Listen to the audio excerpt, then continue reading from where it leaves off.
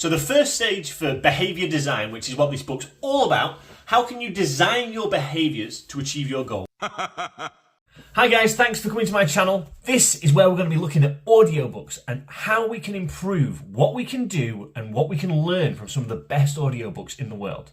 And I want to let you in on a little secret. If you're not a fast reader, I'm not either. And what we're going to be doing is we're going to be conquering that with audiobooks. We can listen to the audiobooks. I'll show you how. And if you have any questions, let me know. So let's get into this. I look forward to going on this journey with you. So the first stage for behaviour design, which is what this book's all about, how can you design your behaviours to achieve your goal? The first step is in understanding what your goals are. Once you have your goal, then you have something to aim for. If you don't have a goal, then you don't have anything to aim for, which can make this whole process very hard and tiresome. So if you want to go to the gym, what do you want to achieve by going to the gym? Do you want a six-pack? Do you want to look a certain way? If you're applying for a job, what do you want? You'd like to get that job. You'd like to make friends. You'd like to earn some money. If it's reading a book, what do you want to do with that information once you've read the book? So it's all about understanding the goals, the reasons behind this. Jim Rohn said, if the why is big enough, you can conquer almost any how. And in the last book that we talked about, which was all about goals, it helps you understand that the goals need to be big enough so that you at least want to achieve them. Then working backwards from this large goal that would be unachievable off the bat, it's understanding what behaviours can you do daily to achieve that goal. So if you'd like to lose weight, what behaviours could you do daily to get there?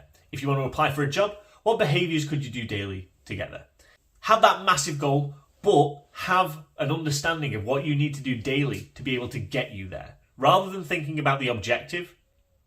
In this book, it gives an example of people set goals that are not realistic for the day. So you can't, if someone said to you, lose, 5 kilograms or 2 stone, you can't do that immediately. It's a process. So that's the goal, the objective.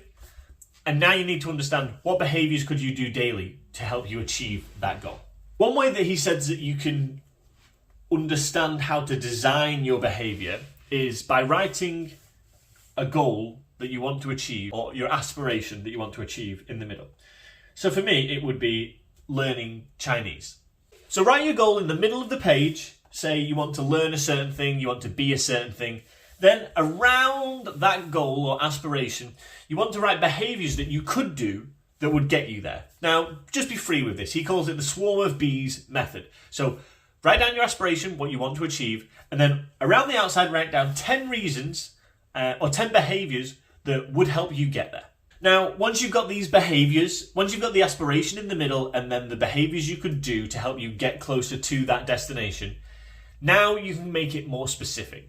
So one thing that I did after reading this book was one of my goals is to learn Chinese.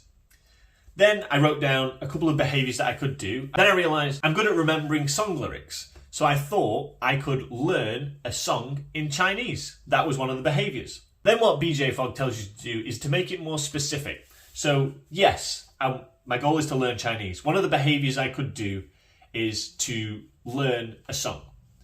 Now, how do I learn a song? It's not something that's instantaneous that you can do. You have to prepare and practice to learn the song. So I realised that first, if I wanted to learn a song, I could probably translate it. So I translated a song from Chinese to English, and then I started to sing it. So I've actually recorded that, and you can click on my channel and find that video. But that's breaking down a large goal, which is learning Chinese, into behaviours I can do every day to get me closer to there. And by having that aspiration in the middle and the behaviours around the outside, it helps you understand what you could do to help you move towards that goal. And then make it more specific. I want to sing a song in China. Okay, great. Now you need to learn that song. How are you going to learn it? Practice, repetition, slowly but surely. He says there's something called behaviour matching. And what you want to do is you want to link the behaviour that you do with your ability. So if you want to, get a bigger chest or you want better abs, if that's one of your goals, then one of those things could be press-ups and sit-ups. Now, you might want to do 50 press-ups or 30 or 10, but that might be above your ability level. So what you want to do is you want to shrink this so it's completely possible. You want to shrink it so it's possible and you could do it daily. Imagine if you say, oh, you want a job, but you've not applied for a job in the last 3 days. Why is that? Is it because you want to apply for 100 jobs every day? If it is, it's actually better to be consistent rather than inconsistent. So rather than 100, try 1. Really shrink it so it's a ridiculously small goal so you can achieve it and feel good by achieving it. And you probably will do more once you've done 1. But be happy and content with just 1 if that's all you get. This also goes back to the point in Brian Tracy's book on goals, which says, well begun is half done. Just starting it is half the battle because you're going to continue and you're going to be persistent with this behaviour.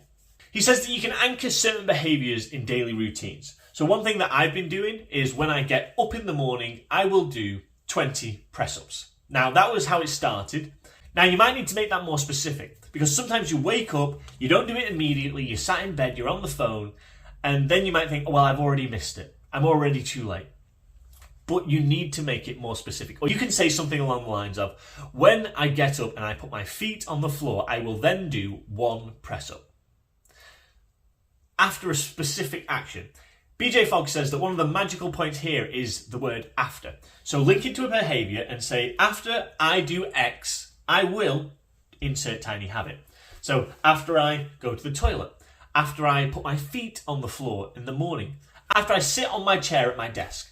Now think about what do you do every day and how could you link what you want to do in a tiny form after. So that was after. The other way that you can anchor this is by saying, while I wait for X, I will do Y. So while you wait for the kettle to boil, while you wait for a video to load, while you wait for something to happen, you will fit in your tiny habit and get that first win. One example is when you're waiting for the shower to heat up, you could do 1 press up. One example is when you're waiting for the kettle to boil, 1 press up, 1 job application, 1 sit up, whatever your goal might be. If you're waiting for something, that's an opportune time to fit in this tiny habit. One thing that he mentions here is pearl habits. Now, pearl habits are where there's something that annoys you and you then link that thing that is annoying and unfavourable to something that you want to do. It gives a really nice example about how you can even do this with behaviours or situations that are not favourable. It gives an example of a lady who had split up with her husband, and every time they handed over the child, there was an exchange and she used to think about it all day, which would then get her into a negative cycle and make her day bad. So she used tiny habits to increase how she felt about these interactions. So after they dropped the child off, when there was a snarky exchange, that would be a trigger or a prompt for her to treat herself, for her to do something she wanted to do. And this way, rather than being fearful and anxious about this happening, she could then look forward to it because she knew that that was the trigger for her to prompt herself. And by having this different mindset, it allowed her to actually do what she wanted to do, even when the prompt wasn't favourable. So there are 3 types of prompts that you can use to anchor your behaviour. 1 is things that you already do. 2 is people, they can prompt you. And another one is situations. When this happens, I will do that. And this speaks to the example of the lady going through the divorce. Every time she met her husband to hand over the child, there was an interaction or a comment that used to make her feel bad. What she did instead was every time this interaction happened, that was then a pearl habit that prompted her to treat herself. You can always make these prompts more specific. So you could say, after I brush my teeth, I'll do X. Or you could say, after I put my toothbrush back in the toothbrush holder, I will then do Y. After I get up, I will do this. After I get up and put my feet on the floor, I will say X. Thanks for watching, guys. Don't forget to like, share, and if you want to subscribe, that'd be fantastic. I'll be uploading the next video tomorrow at 6 p.m.